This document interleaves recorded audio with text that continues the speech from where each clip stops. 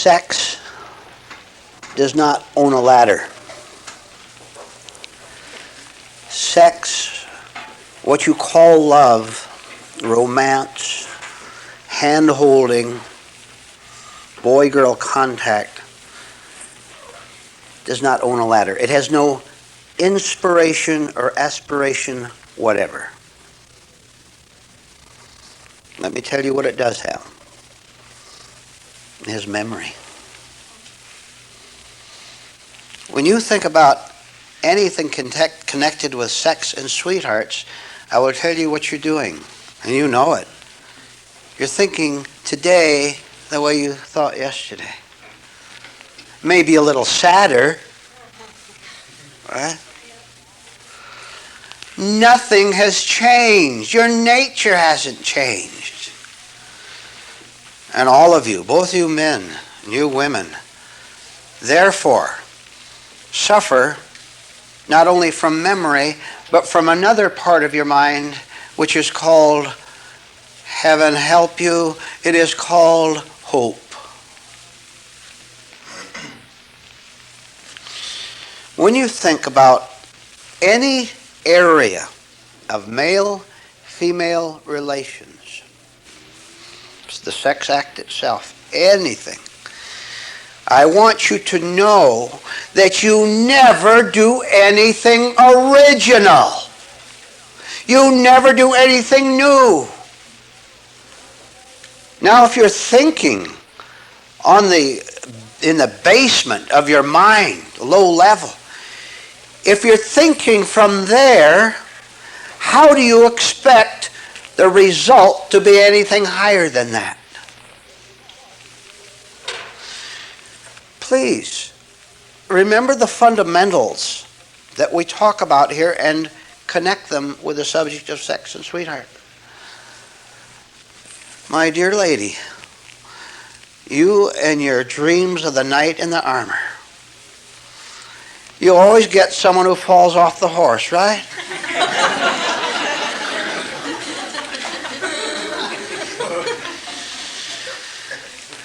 Do you dare give up hoping, dreaming, ladies, about that marvelous man? He doesn't exist for you.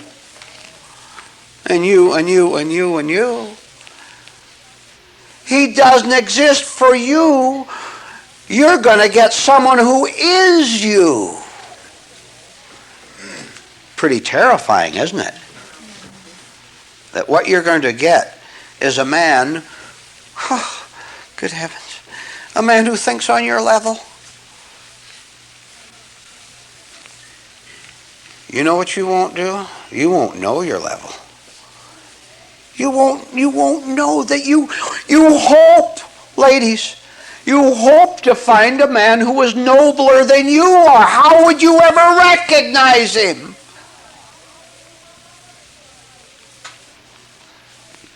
You're gullible too. You know, these men, ladies, they can be pretty smooth when they want to get you into the bedroom. I've been watching you men during this banquet this weekend. I've been watching you. I can read your eyes, and I can read your minds. What do you expect when all you have, all of you, both men and women, what do you expect when all you have is a repetitious mind, which is going to bring you into a repetitious situation with a man or with a woman? The situation seems to you now, I know it, I know how it looks to you, it seems hopeless.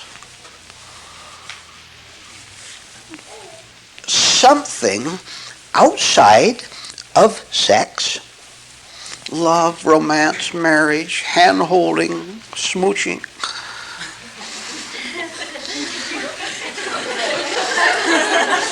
you like that word? You like that act?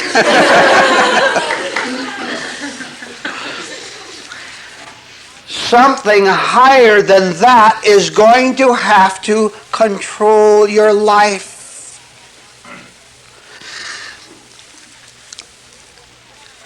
You would rather believe in hope than listen to what I am telling you. You've been reading too many love novels. You've been watching too many TV shows. They don't all, as you should know by now, end that happy. Sometimes not even on TV when they get realistic. You will not, you refuse to see something higher than your memory mind as it connects with sex and sweethearts. Okay, you men just as much. I'm talking to both of you. All right. Now, I am telling you right now that if you refuse to go above memory, repetition, hope, over and over again, unless you go above it, you have doomed yourself to find someone just like you, and you sense what you're like. You crummy men back there in the back row, you know what you're like. Ladies, what do you think they have to give you? Look at them.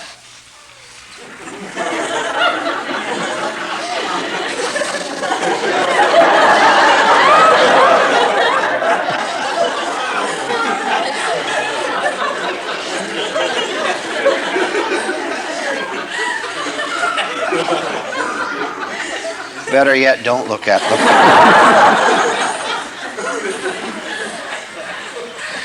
You're looking in the wrong direction, aren't you?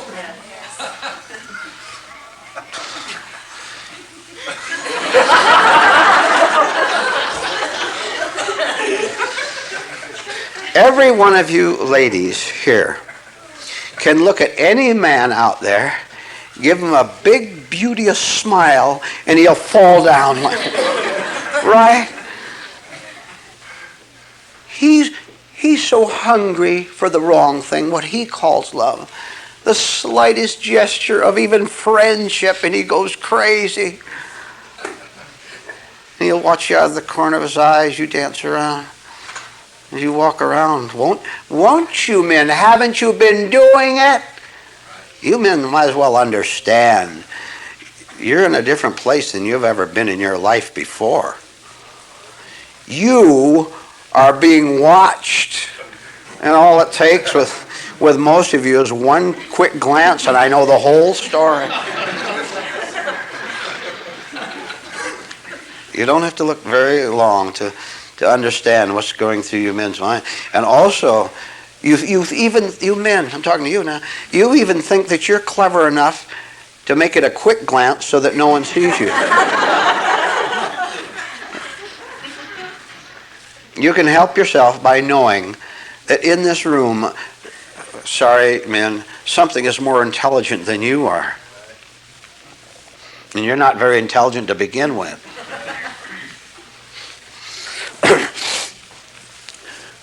You are not, however, forever and eternally tied to your repetitions in dealing with a man or with a woman. You can begin to get tired. Now look, careful. You can begin to be very weary of repetitious you that brings about repetitious contacts with men and with women, and which therefore creates repetitious heartaches. No human being, male or female, on the face of this earth has a thing to give you. You think so? You've tried it. How come you're not weary? You're holding out, that's why. See, You're afraid of reality. You're afraid to get so worried because you still want to cling to the final hope that there's, well, of all the several hundred men or women I've met, maybe one of them will turn out to be right. Something like that. Do you know what the word drastic means? You may know what the word means because you can look it up in the dictionary, but you don't know what the experience means to be drastic spiritually. If you did, you would never think about a man. You would never think about a woman. You would never think about sex except at the right time and place. Because you have nothing real when it comes to sex and sweethearts. Because you have nothing real. You fill your mind with trash. Don't you? Doesn't that go through your mind all the time, gentlemen? Since 8 o'clock this morning, for example. I am looking at a room full of poverty-stricken men and women who thinks that there's richness in looking at a woman dancing out on that floor, who think that there's richness in looking at her slyly out of the corner of your eye and lusting after her, or wondering if maybe at the dinner table you'd be accidentally placed next to her and your hands might touch just for a minute. You poor pathetic people. Why do you go through life pleading? I'll tell you why. You have nothing better. I told you at the very start that your sexual parts, thoughts, feelings, relations with other people has no ladder. It cannot go above itself. Now look where this leads us. See, the mind is mechanical, right? Emotions, desires are all mechanical. You look out and maybe you girls see a man that looks attractive to you, and maybe you think he'll take care of you and be nice to you. And it's the old mechanical story again. Haven't you noticed how worried you are the minute you look at a man or a woman and say, maybe I can have her? Do you know what a real man or a real woman can do? You could be right in this room with one man could be in this room with 100 women that he thinks attractive and he'd like to have. And he could sit over in the corner and sip his punch and eat a cookie.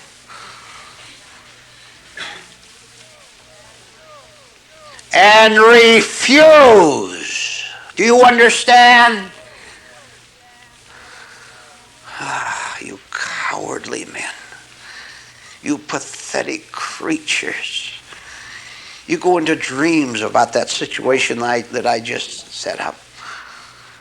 You say, well, 100 women out there on the law of averages, maybe one of them will go for me. If you're lucky. And even if she did, you'd fight. How long will it take? A couple hours?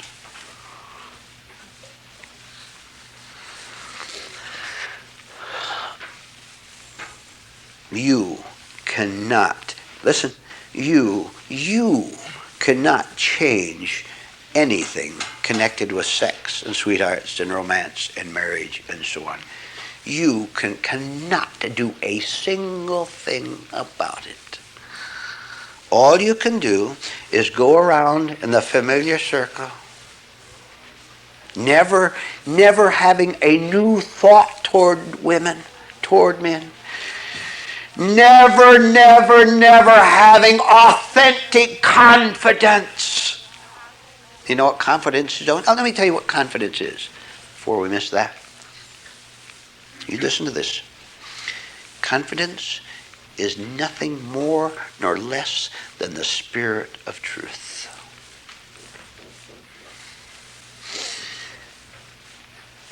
as if your intellect has confidence. All it has is schemes. If I bring her a box of chocolates and a dozen roses, I am giving her a gift, and that will influence her kindly toward me. She thinks I'm nice, and maybe I'll get sex from her. Look, come on. I know that you can't think that directly. You'd be afraid to see what I just said. Because then you'd see what a little schemer you are, and that's unacceptable to your self-image of being a nice man. Gentlemen, it's way back here, isn't it? Why do I bring her chocolates and flowers and be nice to her and take her to dinner and compliment her pretty dress? Why do I do that? You say, well, I do that because I'm a nice man.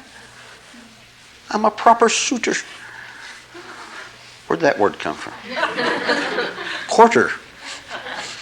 Boyfriend.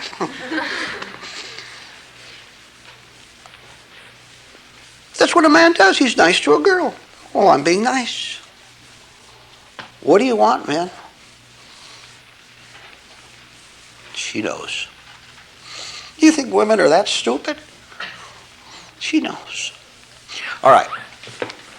Therefore, if you cannot break the repetitious pattern, how are you ever going to get off the merry-go-round, which you're now on, of looking at a picture of a pretty girl or a handsome man and going into yearning? Oh, again, I can't tell you how pathetic you are. You don't know the low level that you're living.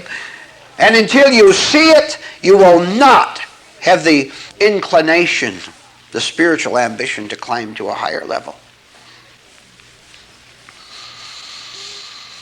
You remember this morning I talked about a position you must get yourself into in which you simply give up, where you don't try to do anything anymore. All your plans, all your schemes, all your hopes and all your dreams, all that has been dropped. And oh, what a crash it makes. It doesn't happen overnight, of course. It happens over a period of time. But what a crash it makes. You remember the man walking along the spiritual highway and the medals fell off and his money fell off. It started to roll away off the sidewalk down into the gully where the other people were waiting. You'll have to get to this point yourself, where you're walking along the highway as far as sex is concerned, as far as romance, as far as having a decent relationship with a woman, in which all your old accumulations, all your daydreams, the dreams, you don't even know how you dream wrongly about men and women. When they go, you have transcended your mind with its repetitious behavior.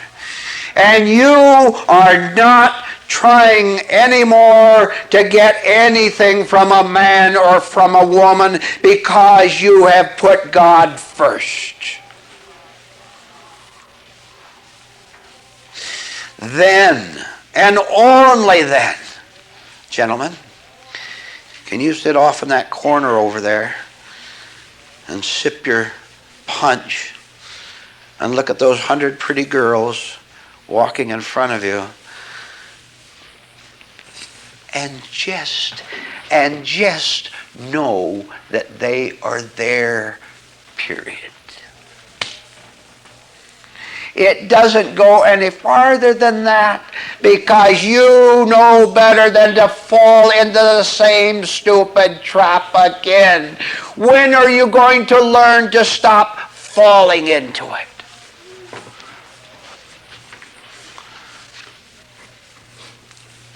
Gentlemen, yearning is burning, right? You want her. Why do you torment yourself? You are doing it. You love it. This is your pastime. Out of the corner of your eye, out of the corner of your mind. Let me ask you ladies something. Do you ladies know that men are schemers? Do you know that? Do you know what they want from you? Look, I'm talking about sex. I'm talking about sexual relations. Do you know what they want from you?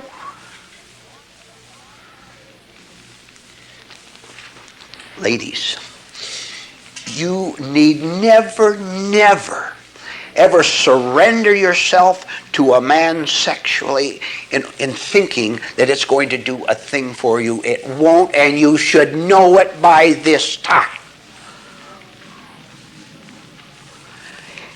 The man has nothing to give you if that is his last motive, which it is.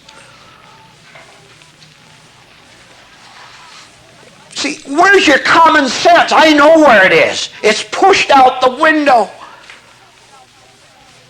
by the thought of one night of love. And that's what you'll get. You'll get one night of love. Now I'll tell you, ladies, listen to me. Why do you cherish the heartache of a broken romance? I told you at the very start that the sex life, has repetition.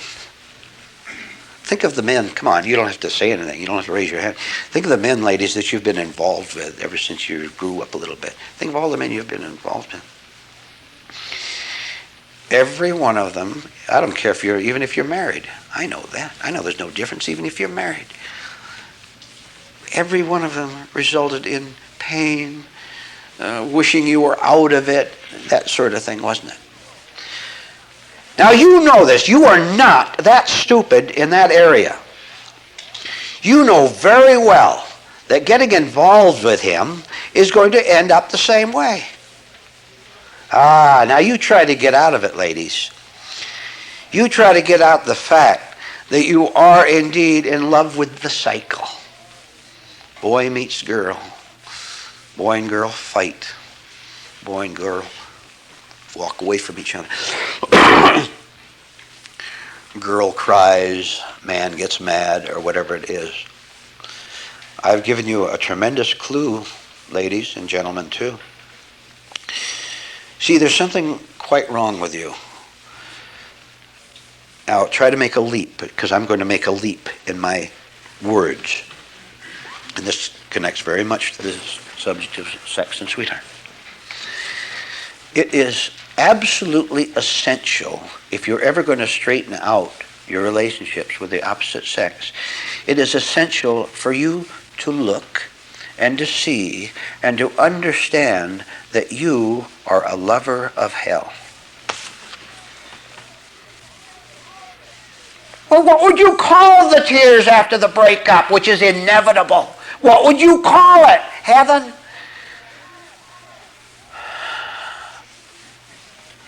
Gentlemen, ladies, what's wrong with you? Well, you know what's wrong, and I'll tell you if you don't know. You're spiritually isolated. You're lost. You're not living with your real nature.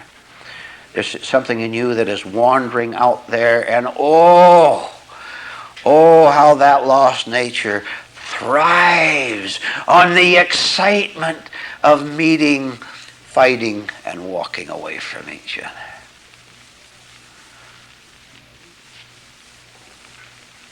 You're not godly at all. You're all very anti-spiritual. Well, again, would you call it spiritual to keep up this repetitious pattern? Now, the problem is this. Being so caught, so pressed down by repetitious memory, which can only do what it always did. What happened on Wednesday happens on Tuesday and on Thursday, just repetition. This is all you have. Memory cannot break memory. Hope cannot break hope. Tragedy cannot break tragedy.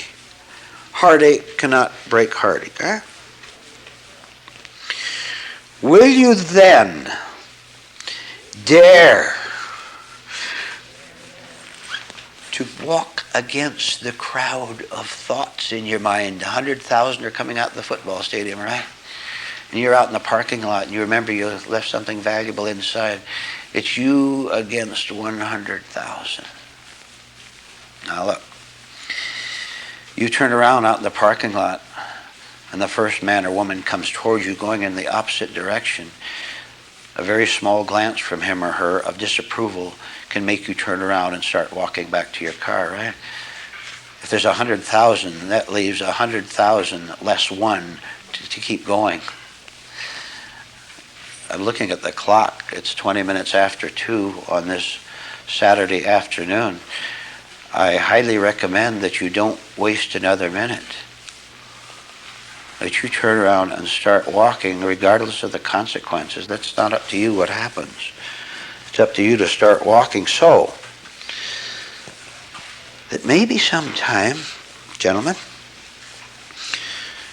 you're over there on the wall and you see a girl in this group, or a girl out in the street, across the room in the cafe, and you see a woman that you really like, she's your type, and she's pretty, that you put your life before her. That you put your life before that thought about her. Same thing, ladies. Unless you were an astute, alert, thought watcher, the whole thing will get away from you and you'll be gone. You'll be seated in the cafe and you just got there and the waitress brings your dinner. You see the girl across and she's alone too. And you remember the movie or something happened where they got together and you go into the movie hoping that she'll ask for the salt and that'll be the opening. You go from salt to sex already without revealing it to yourself. And before you know it, your dinner is gone and you didn't even know you had it.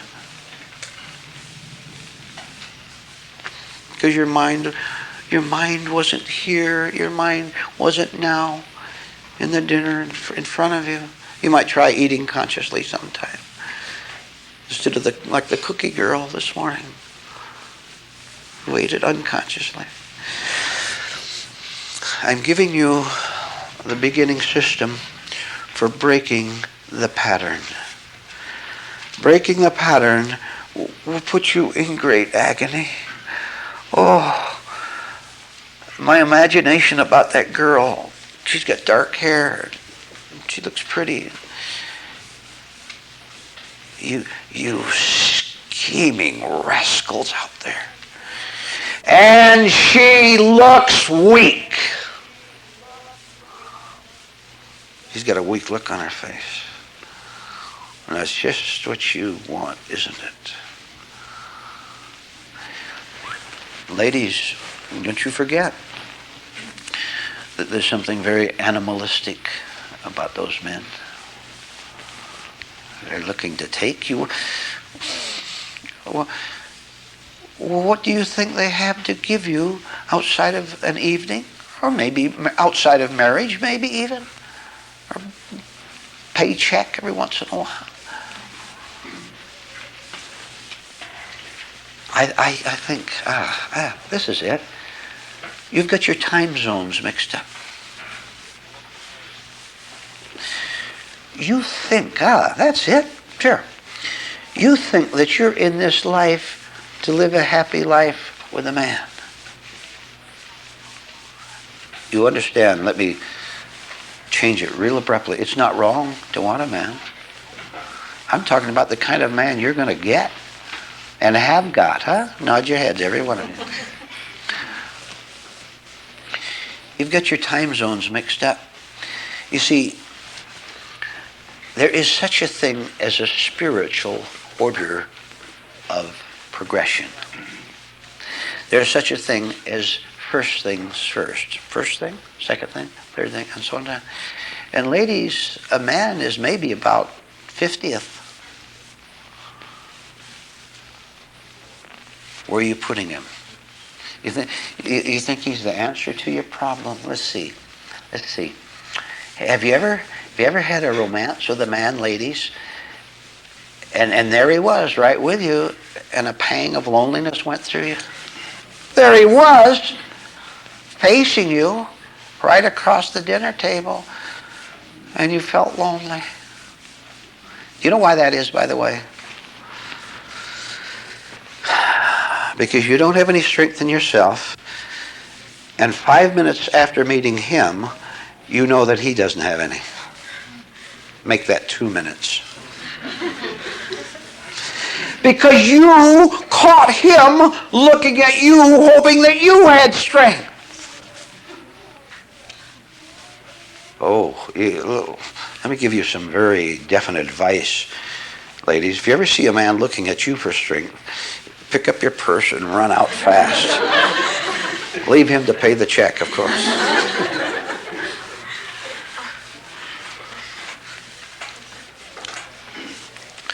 Putting reality, the facts as they are, first will cause you great internal disruption. Both of you, both men and women.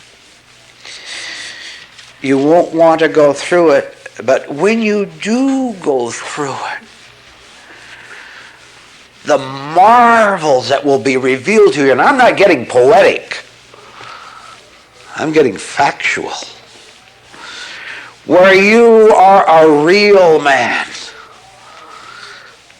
And never again, gentlemen, will you sell your soul, will you sell a part of it to one night in the bedroom with that pretty woman. Oh, gentlemen, the look on your face will change when you're a real man. She will read that expression and she will say, thank heaven. Thank heaven I've met a man instead of a weakling, instead of a man, instead of a lostling. I've met a man who loves God more than he loves me. Thank God for that.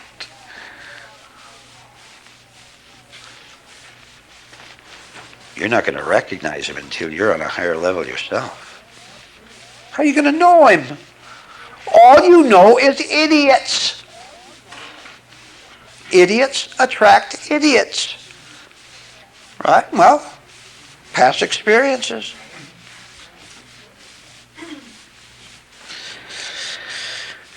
Go up.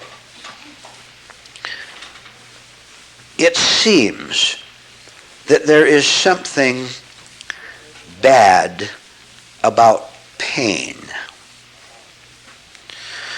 I want you to know that there is something good about pain consciously experienced. Now that leads us to where you can begin to alter all your thinking, all your acting, all your seeing toward men or toward women. Where you look at a person of the opposite sex with desire, but the first time in your life you knew you were looking with desire. And therefore, for the first time, you knew that desire had taken over your life. And then you go on to use your memory properly and say, that desire has never been satisfied by me pursuing that man or that woman subtly as I did before.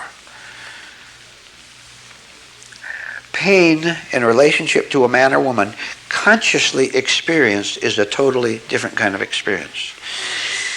That pain that you suffer from not allowing yourself to go into romantic daydreams about him or that pain eventually begins to fade because the very conscious observation of it is a push that pushes out the automatic control that it's had over your life. And indeed, at the beginning, there's just that little tiny fraction of a space in your mind that the new light, the truth can come in to occupy. You have to do your lessons. How do you expect to learn history, geography, science, or anything else without studying the lessons? There are spiritual lessons. You don't want the lessons. You want to remain ignorant so that you can remain as you are, which means that you worship self-destructive ignorance. How pathetic.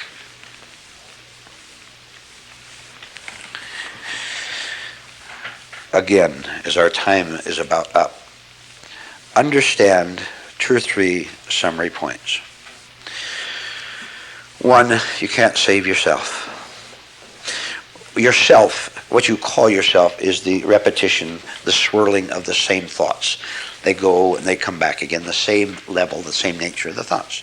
You cannot save yourself. There's no self to save you, and furthermore, there's no self to be saved by a non-existent you. Understanding that, you stop. Understanding that, looking at that woman across the room or looking at that handsome man across the room, understanding that there's no satisfaction at all in thought about sex, about love, about marriage, understanding that stops it. Now here's a great problem. But I don't want to deny myself the sheer pleasure of thinking about holding her in my arms. Oh, with all the emotions. Both of you. I don't want to deny myself the pleasure of the sexual act itself. Some pleasure. The hungry man, the starving man is standing outside the bakery window, wanting all those cakes and breads and sweet cakes in the window. Why do you stand outside on the sidewalk and look in and torment yourself? Something wrong with your hunger then, isn't there? Understanding everything that we've talked about weakens the flow of you. Weakens the flow of you - desire, which are the same thing. Weakens the flow until a little bit of mental, spiritual insight begins to see what I have called pleasure is my hell. That man on the sidewalk looking through the window at those sweet cakes, he's tormenting himself, isn't he? Isn't he? Why do you torment yourself? Lusting after a woman, lusting after a man. Why do you do it? Because pain has become your pleasure. Now, is that stupid or intelligent? The simplest of levels tell you that that is stupid. But I don't have anything else but those pleasures. You're trying to take everything valuable away from me. See how you lie to yourself. Then the next time that happens, I order you to catch the lie and identify it as a total falsehood.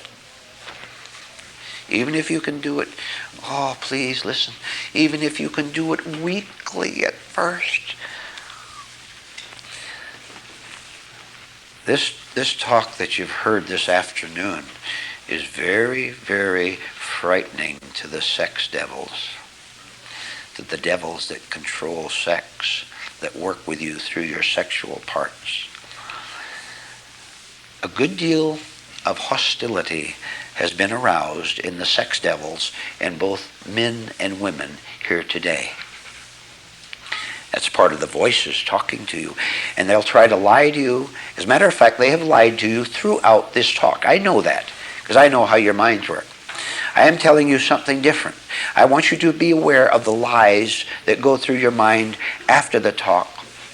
I want you to be aware that they're trying to steal away from you the gold that you have obtained here today about sex and sweethearts. The very awareness of it will begin to weaken it, and our time is up. All of you men are complete failures as men regarding women. You're no good at all, as a matter of fact. And that's no exaggeration, that's just a fact. All of you men, every one of you, I know you, whether you came here for the first time or not. I know what you're like.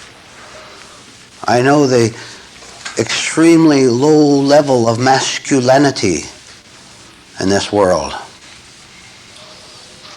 Now, it is a fact, to start with, that you're a failure as a husband, as a boyfriend, as a lover, as a sex partner, as a man who has a woman in his life. You pitiful objects who venerate, revere, fall in love, what you call fall in love, with a woman, and you don't even know that she despises you.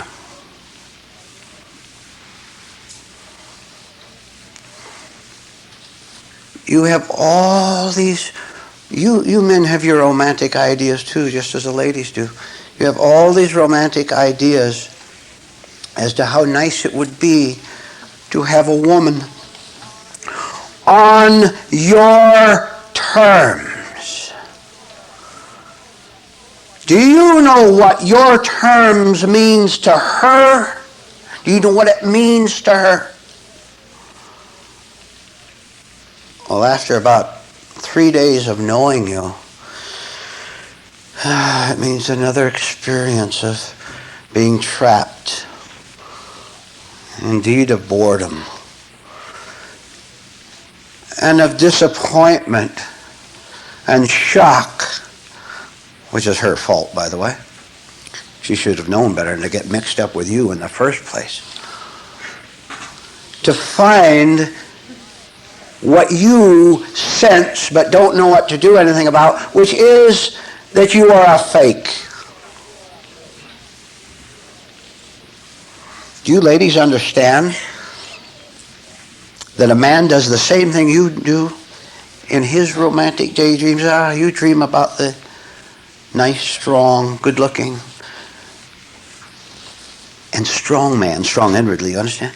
Well, he has his same idealistic images about the woman, what she should be like. Of course, beautiful, attractive in every way, and primarily, of course, at least in there somewhere, a woman who just loves him the way he presently thinks and acts. And so two fake people get together and cry. See, now, here's the reason why you both of you, most men and women, get all mixed up with the opposite sex. You remember I've told you many times that you think, and everyone thinks, that the kind of life they presently live is the only kind of life that is possible for them. The life of ego competition, of faking it out in the world, of running away from your inner responsibilities to grow by getting involved in the world out there. Because you fake your life in general, you also fake your love life.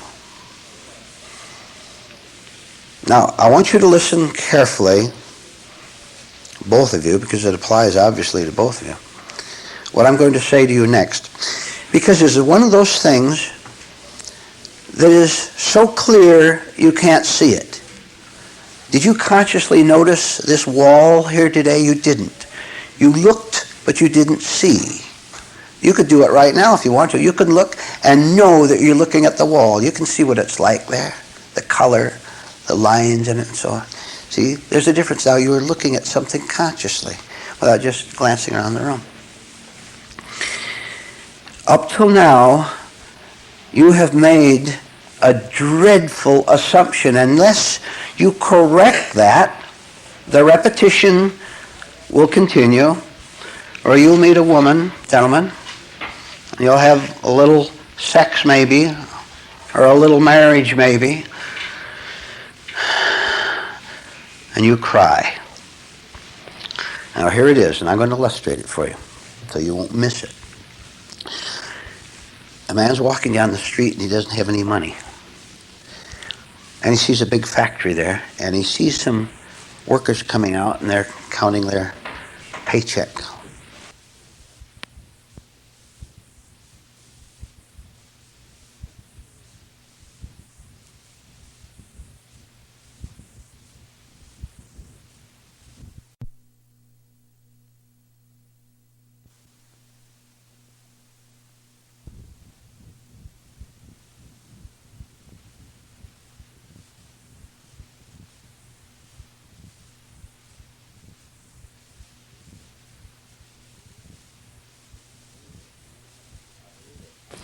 Now here it is, and I'm going to illustrate it for you so you won't miss it. A man's walking down the street and he doesn't have any money. And he sees a big factory there, and he sees some workers coming out and they're counting their paycheck. And he sees them counting $20 bills and $10 bills. He says, hey, that's pretty good. I think I will go get some money too. So he goes into the factory and goes to the office, the paymaster, and he says, I'd like a paycheck. The paymaster says, okay, it's Friday. Give me your name and company number, and we'll give you a check. And the man says, oh, I don't have any company number. I have a name. And the paymaster says, well, do you work here? And the man says, no, I don't work here. And the paymaster looks at him a little bit oddly and walks away. And the man walks away. And he goes down the street a little bit. And he sees a baseball team being formed, a professional baseball team, and he read in the paper how much money baseball players make nowadays. $1 million a season for 8 months, 4 months vacation. Oh, that's pretty good. So he goes into one of the coaches and he says, okay, here I am. I'm ready to play baseball. I'll settle for $600,000 the first year. And the manager looks at him a little bit. He says, well, who'd you play for, the Phillies or the Dodgers or whoever? He said, I don't know about that. All I know is that I want a paycheck for playing baseball. And the manager walks away and the man walks away. Now listen, men. See, that's an absurd situation, but no more absurd than you are. You think that the way you are now is the way that qualifies to meet a woman, talk intelligently with her, have her look at you and understand what you're like. You think that it's all automatic. You think that nothing has to be done. That man has to work in that factory in order to get a paycheck, doesn't he? He has to qualify for being an expert pitcher or center fielder or whatever in order to play on the baseball team in order to get $1 million a year. Now, don't you dare, men, don't you dare miss this, because if you go out and don't get what I'm telling you, then you're going to break your own heart and of some woman again, as you've already done many times in the past, or maybe just once or twice, and you're angry that you haven't done it more because no woman liked you or something, and can you blame them for it? You are not born into this world qualified to be a real man toward a woman. It does not happen because you grow up. I'm not talking about natural sex. That comes easy. I'm not talking about being nice to a woman, being pleasant to her. That can come halfway naturally by a paycheck, for example, so going out and earning your living. I am talking about inner strength. And believe it or not, gentlemen, you do not have it. You haven't earned it. You don't qualify for it. So why do you delude yourself and every poor woman you meet by thinking you can walk right up to her and be the man of her dreams? You'll be a man of her nightmares, won't you? Now, Right, ladies? Right. We'll help you get over the pain of that man.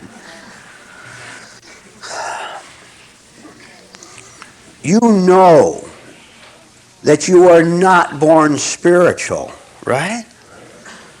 How many of you were ever a little child? Remember what a mean little kid you were? And remember how it continued when you were a teenager? How many here was the most brilliant human being on earth at 18? How many still are at 40?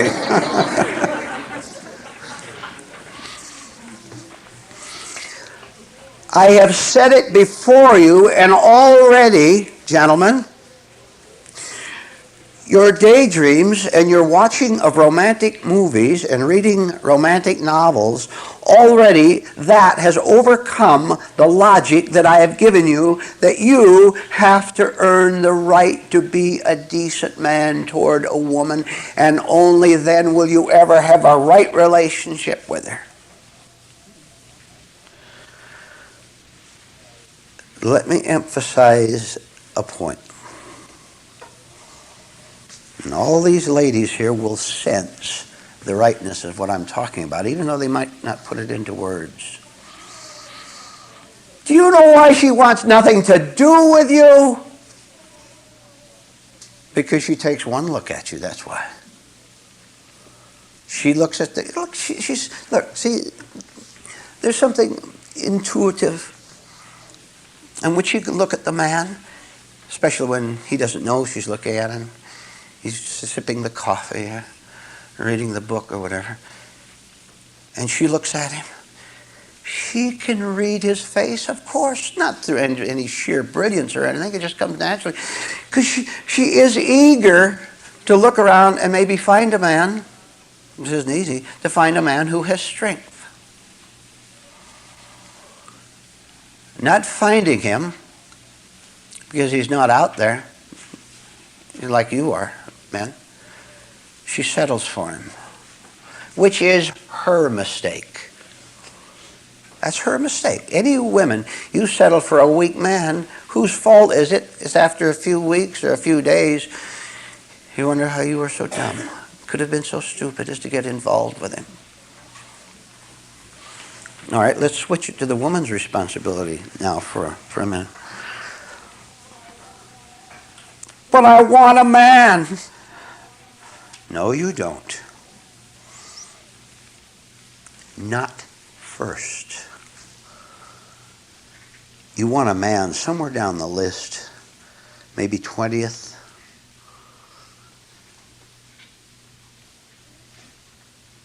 Which, come on now, come on ladies. Which would you rather have? A sense, a feeling, a knowledge of having a whole, complete life that will never end? Would you prefer that, or would you prefer a man? See?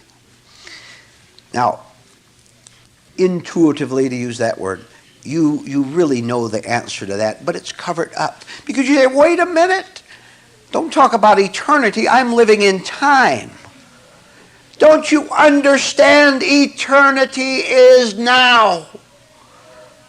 There is no time. Look what you have to go into to put all these pieces together. Look how much has been thrown to you already. Now, if you ladies had your values right, if you understood why you were here on earth, it would come to you very fast that it wasn't to go out in the world to meet a man who will take care of you. Listen, you're not going to find him in San Francisco or San Diego or Phoenix or Miami or any place else. But that's not the point. Even if there was one out there, what's that to you? Well, let's start at the beginning.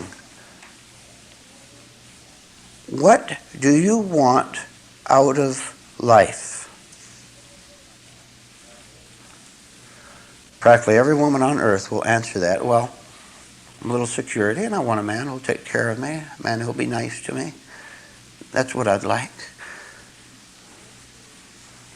Have you ever heard of a spiritual answer to every single question that could ever be given to you?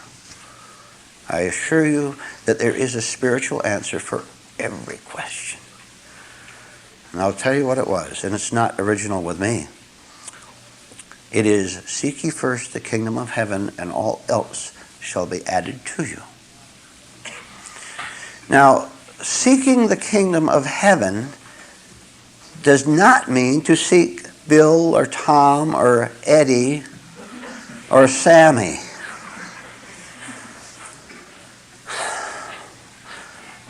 Well, you've had your try at Eddie and Sammy and Tommy, haven't you? You didn't find anything of value in that, did you? Maybe, ladies, maybe God is more intelligent than you are. Maybe, and I assure you he has, God has set things up so that if you follow first things first, if you seek first the kingdom of heaven, then what an alert mind you'll have. You'll understand both female motives and male motives.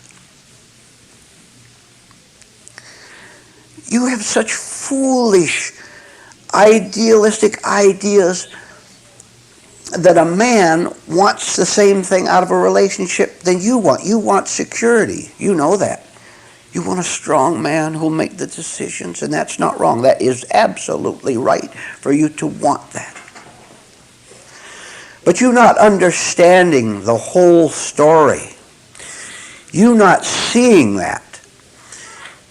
For example, a woman is much less sexed than a man. She'll go along with sex, of course she will. It's natural, she understands that. But because the sex drive isn't strong in her, she automatically assumes that it's not strong in the man. I know, she sees you looking at her and all that. I know that. But she thinks that you are a lot less interested in sex than you are because that's the way she is. Now, if she had a cosmic intelligence so she could see a male psychology, which she can see it, of course, without being it, she can see it, and she had an understanding of her own psychology, then she would look out at a man and see him with absolutely perfect judgment. And when she does this, there is no pain at all in saying no, no, no, no to 10,000 men who come around and want to get her into the bedroom. Her own spiritual strength doesn't have to trade a thing. I tell you, you recall the last few talks we've had here, even the one this morning. We touched on the subject of being cared for when you've gone through your inner work, when you've earned the right to go out and talk to a woman, even talk to her. You can even talk to a woman. I see you during the banquet. You can earn the right, you women can also earn the right to look at a man and because you're free of your own false needs for him, then it's so easy to say, no thank you, which means having put the kingdom of heaven first, I guarantee you, ladies, there'll be no more pain as you've experienced in the past of bouncing from one man to the next, giving him sex, cooking dinners for him, and hoping that he likes it. For heaven's sake. Why don't you cook the dinner the way you like it, and if he doesn't like it, he can go to the cafe.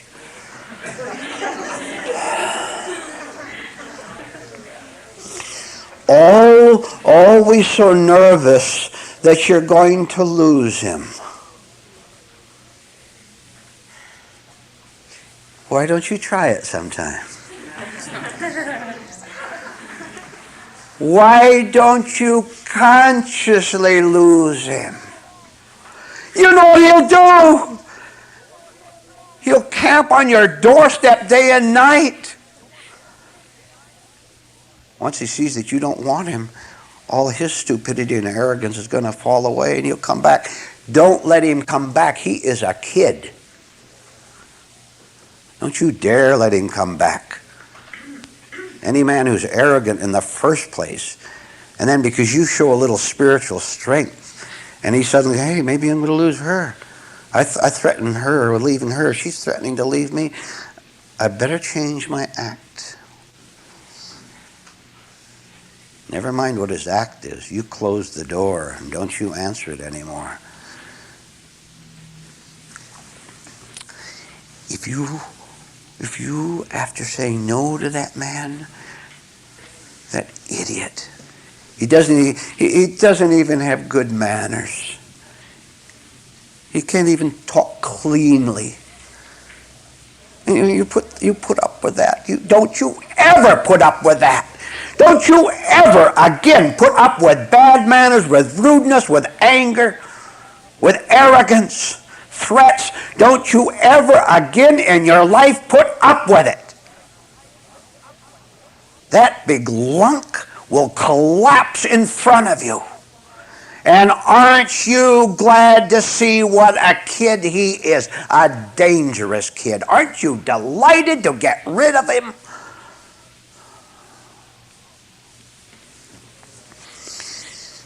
You close that door. Don't you answer it when he knocks. And if it so happens that you stay home alone at night for 5 days and cry and agonize and throw yourself on your bed and turn on TV, but you can't see it because your eyes are so filled with tears. So you shut it off. And you lie down in your bed and you get up again an hour later, turn it on again, watch it for 10 minutes, shut it off. You know what I'm talking about, no? I'll tell you what to do. You just do what you do. You just be what you are and do nothing else because that's all you can do. See how easy it is? When you're in pain, when you're lonely, when you feel left, when you feel rejected, he's run off with some other woman, and you want to break down and cry, go ahead, break down and cry all you want. It might happen for 10 days, 10 weeks, 10 months, even 10 years. And at the very start, oh, you remember it? You know what I'm talking about, don't you? Sure. At the very start, remember you thought this was the end for you, the end of your life. And that was a pretty good dramatic production, wasn't it? Well,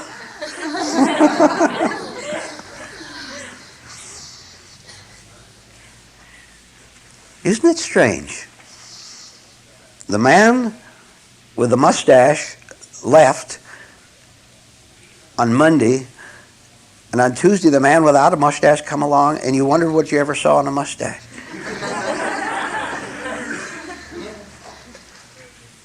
Wrong again. Red hair, blue hair. It doesn't make any difference, ladies. If a man never comes along into your life who is strong, who is decent, I want you to know that God Almighty has made provisions for that for you. I wouldn't at all want to have the kind of a deity that you have. Because the kind you have is wishy-washy. Maybe he'll help you or maybe he won't. Maybe he's made provisions for you to get over your heartache on your love affair, and maybe he hasn't. This is not God at all. This is your idea of God, because you say, I want to get rid of my pain, but you don't really mean it. Because if you wanted to get rid of anything at all that is wrong for you, all you have to do is know that it's wrong for you and it goes away. And I'll tell you again, this has been brought out a couple times before.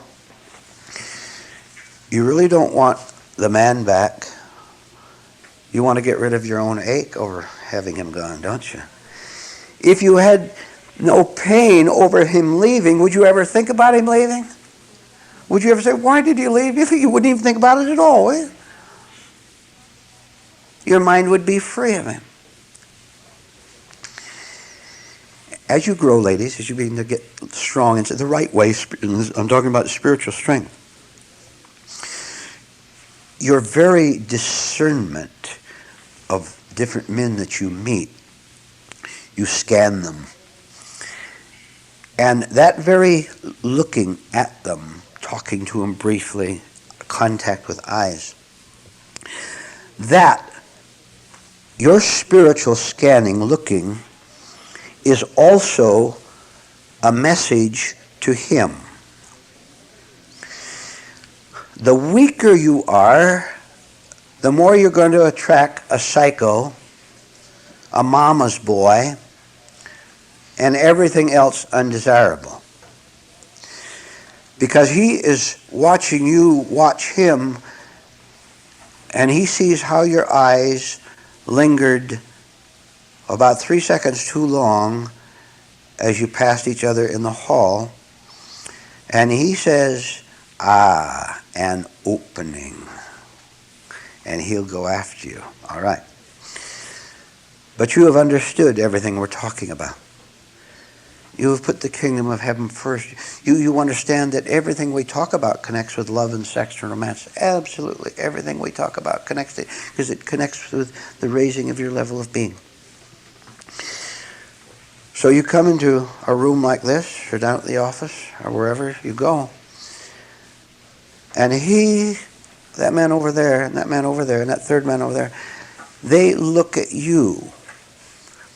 And they have certain desires toward you, namely, again, to get you in the bedroom. That's the first thing a man thinks about. I am telling you, that's the first thing that goes in when he sees a woman that's attracted.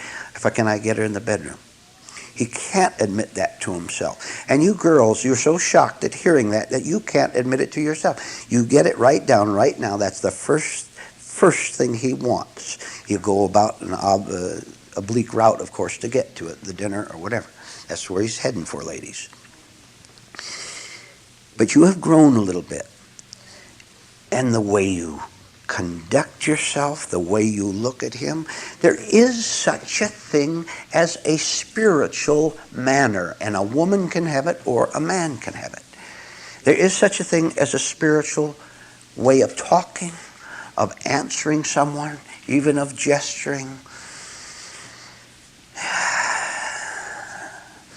And when he sees you in command of yourself, and if he's a charlatan, and he just wants to get you for the night, and he looks and he sees you, he won't go any further. Because, look, the darkness in a man can't stand the light of spirituality anywhere. In another man, in a woman, wherever, in a room full of people. They can't stand it. They know that. Look, the devil knows that he can never win over light. If you have light, that is the end of the trickery. He knows that you see through him right now. This happens in a split second, I'm telling you, in one eye glance. 1 second, the whole thing is done. And you yourself understand what is going on, ladies. You understand it without mentation. You don't recall what you have said, what I have said here today. You're not putting it into words. You're not putting it into thoughts. And you're not repeating over and over as you see the man, if I have spiritual strength, all will be well with me. See, that's talking, isn't it? And talking isn't strength. You know what is going on, but it's not verbalized. It's not thought about. And it is completely easy. Now, you girls recall something, because you've all had these experiences. Junior high school, down at work where you used to work, at the party. Remember, girls, where you met a man and you had early eye contact, and it send a signal to each other? And did you notice that when it happened, when you looked at that man, maybe he was attractive to you, when you looked at that man, you were doubtful and you were scared. There was desire there, but a great deal of uncertainty. All right, it's happened. You know it. Now, this uncertainty is what a weak, immature man is looking for in a woman. This is what he likes. And he sees that, and already the bedroom looms up into his mind eventually. The uncertainty, therefore, that you used to have is now displaced by something that cannot be described, cannot be practiced, cannot be memorized, cannot be worked for in the usual ways, but which can be earned.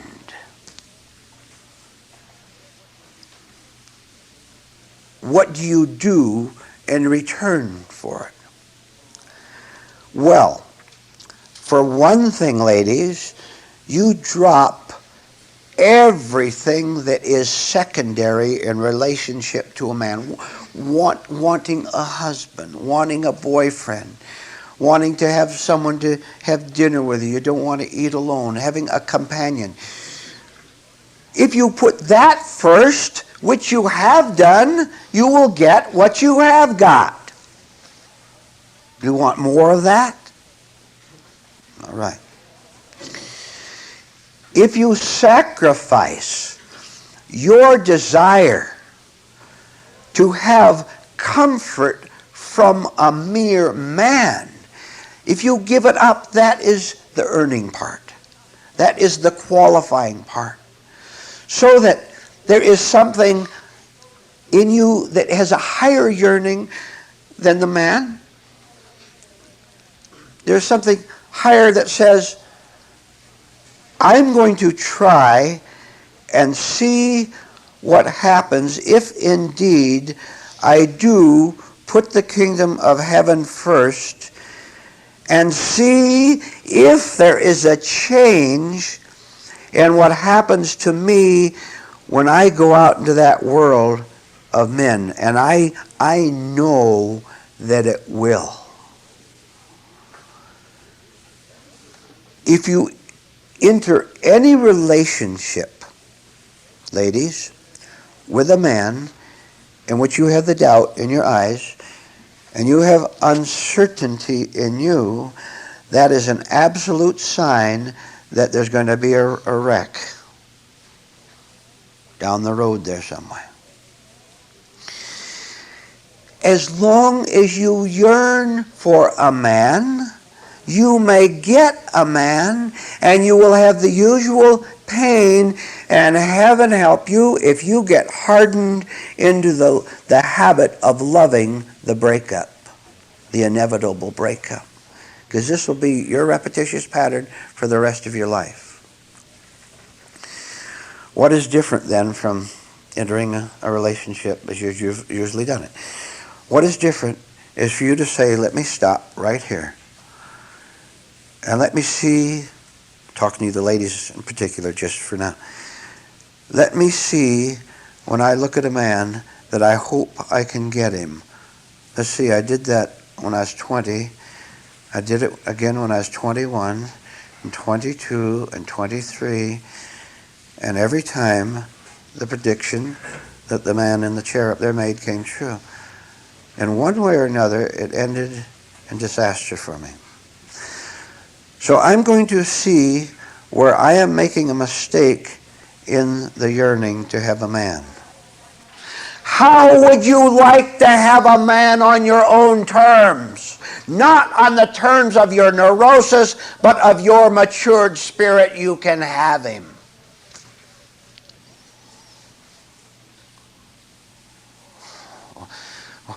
What a horrible mess we've made of things that I should even have to talk about this. See, ladies, you have to face the fact that all those men are weaklings. They are. Every one of those men back there is a weakling.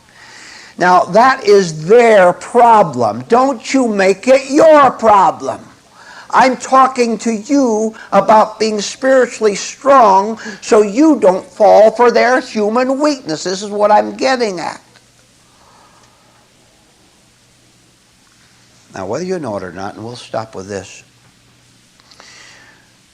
the comfort, the protection of truth, of reality, of God is overwhelmingly protective. This is what you need. You don't put a man first. You don't put your desires toward a man first. You put reality first. You put reality first. You become spiritually strong, ladies. And from that day forward, when you are, you will know exactly what to do, what to say with every man you meet for the rest of your life. Then, if you should meet a man who is halfway decent, and you look at him, and you let him know, Mister. See, I've said this in reverse sometimes. I'm turning the other way now. Mister, you try to bully me just one time and watch what happens. I will close the door gently, but I'm going to close it and lock it. I have put up with enough men like you, and it's not going to happen again. That works both ways, doesn't it? Mm-hmm. We've been here for 35 minutes. Let's take a break. Every human being who starts along the spiritual path and continues to follow it runs into exactly the same experiences. You run into the same truthful ideas, the same surprises, same enlightenment, same jolts. You run into the very same thing because that's the nature of the path itself, regardless of the traveler. However, all travelers are different. Women have a good deal more emotion than men do, so they meet these same experiences in a different way. Two men, because of their background, their bringing up, would meet the same experiences a different way. In short, we're all different, so we react in a different way to what we meet, to the very same things that we meet on the path. Now, here's where a difference comes in. Because of this natural difference in conditioning and being beaten by your parents or not being beaten by your parents, your reaction, individual reaction to what you meet is different. And on the, what you might call the positive side, the truthful excitements are different. Now, first of all, have you had an experience of getting excited over truth? Have you? Of course. All right. It was just brought up a few minutes ago what the lady mentioned, that she was glad to be here. Among the truths that everyone meets, different people will react different to them. In other words, you might value a certain fact more than another person. What he values, you might not, vice versa. Now, I'm leading up to something, I will get personal a little bit. Leading up to something that from the very beginning of my own walking the path, I sensed was of vital importance to study thoroughly. When you see what it is, you'll see how important it is to everyone. But this happened to hit me as being something you must not avoid. A thorough pounding on the door of it until the door knocks down, falls down, and you enter into understanding of it. That idea was that of mental confusion, of human chaos. What can you think of that's more important, right? All right. Because if we're confused, that's what we have to study in order to break it, if we want out. Now, imagine a big prairie, enormous, hundreds of mile prairie. We're going to see what confusion is, the whole story. Enormous prairie. You know what a prairie is, flat and just a few bushes and a few little sunflowers out there. Untouched by man, unspoiled, nice and natural and beautiful out there. A businessman comes along. Now, a businessman is thinking of his business, isn't he? Self-interest. And he drives his car out in the prairie, and he says, I see by the business reports from Wall Street journals that the population is going to move out this way. I'll be, on the flat floor, prairie floor. And so he puts up a cafe out there, knowing it's going to be slow at the start, but puts a cafe out there, and to get to the cafe, you have to follow a road, right? He builds his own road out in that untouched prairie, builds a road out there. A little bit later, a man with a gas station comes along, says the same thing. He builds his road out there. Now there's two roads. Another man comes along, he's going to start a nursery for people who want flowers for the homes, a hardware store, on and on, a regular business community. And each one has their own road to the self-interest, right? It grows and grows until that whole prairie is just covered with roads, man-made roads, which sometimes they're parallel, they cross each other, they go in every possible direction. Okay, so far? Along comes you, along comes me. Here we want to cross the prairie. You know what we're going to run into, don't you? You want to drive your car that 100 miles straight across.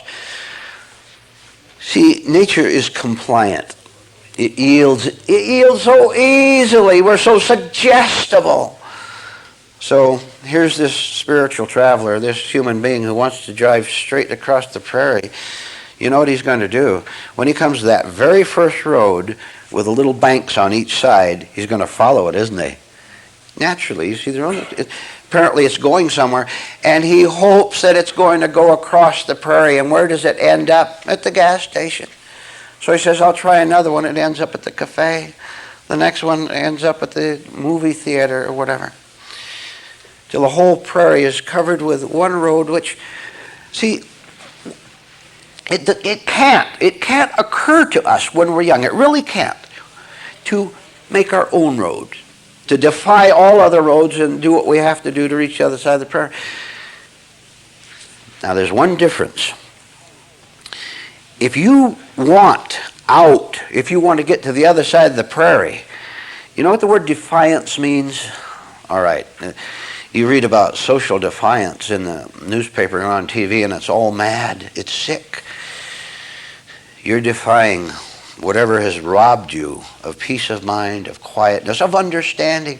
So we have all these people trying to cross the prairie. That is what the mind is, filled with the ruts of the past. When you were 5 years old, you took in one rut from your father, another from your mother, another from your friends, all along the way until you can't conceive, and the mind indeed can't conceive anything but following the road that's already been established. And that leads to self-interest, doesn't it? Let me give you a personal thing, and I know that you've had similar experiences. When I was a young man, just out of high school, some friends came up to the house, an older man, sitting around, and he told me I should become a butcher. You know why? He was a butcher. He was bragging about how nice it was to be a butcher. And I thought, hey, that's great, I'll be a butcher. He's told me all the money he made. I did become a butcher. I went into another rut. And what if you follow the road, someone who's on the road in front of you, and you ask him, If he's on the right road, do you think he's going to tell you the truth? No, nobody is ever going to tell you that they're going wrong, because then they have to admit that you're going wrong, because then they have to admit that they're going wrong, because you're both on the same road. Solution. Will you do it? You know what it is, don't you? You hit the edge of that prairie and you've got that 500 miles to go across. I tell you, defy everything. Look, a road has ridges on the side, right? Do you know that those, little banks on each side of the road? Do you know that that is an unconscious intimidation that you can't see as an intimidation? There's a barrier. If Richard put a string across the room back there and said, don't pass, that string would keep you out. It can't keep you out, but it keeps you out because it hits the mind a certain way, right? You have an unconscious barrier. It's not there. It's in you, and you see the ridges, and you also think, if I suddenly turn right and go into the bank and go up over that ridge, I'm going to get bumped. Of course you will. You might get knocked out of the seat. We've been talking about that for years. Not only that, but you've crossed that first road, 500 more to go. Bumps all along the way. Nothing whatever prevents you from starting right here this morning, starting right at the edge where the prairie starts, and going straight ahead. 1,000 self-interested businessmen will scream at you, right? You're disloyal. You're not patronizing my grocery store anymore. The wife says you're not as interested in me and you used to be. You read those so-called spiritual books. Right? Very, very hard, because you haven't learned yet how easily people can make you feel guilty and ashamed. How can I get through to you that every human being on earth is a businessman or a businesswoman? And when they scream at you, you listen to them because you feel ashamed. All they want is your money. All they want is your life. Haven't you been selling your life to them long enough? Look at you right now. I'm looking at you right now. You've sold out. I am telling you that you don't have to sell out anymore. They can scream, they cannot hit. You start cutting I guarantee you, and those screams are going to come from here and out there. I told you to keep walking. In this case, I'll tell you to keep driving. Bump, bump, bump. It isn't going to be easy. Who said it's going to be easy? You're taking the easy way right now, which is the hard way, isn't it? Are you in some relationship right now, right this morning, with some other human being, anywhere, in a home, office? Are you in relationship, you have to think about it, in relationship with some other human being where you resent them? Where you don't like them at all? And you wonder how to get free? What a stupid question. How do I get free? You get free by being free. Why do you even ask the question how? No one tied you down in the first place except your fascination with the ruts and the fear of the bumps. We'll bump you all the way to the other side of the prairie here if you let us. And not to discourage you, but to inform you, there are a lot more bumps than you think. You think the first one, is the only one. You go on, there's the second and third and the thousands more beyond that. All right, so we've seen what confusion is. It was simply a mind that had been so badly conditioned, so filled with false ideas, that we don't want to go against it. Find some little place to start going against it, and I'll give you a little poem that will help you. Would you write down a little poem? And then we'll discuss it a little bit. This is anti-confusion poem. When feeling delirious, just go serious. Becoming serious means that you are no longer captured by anything that is alien to your real nature.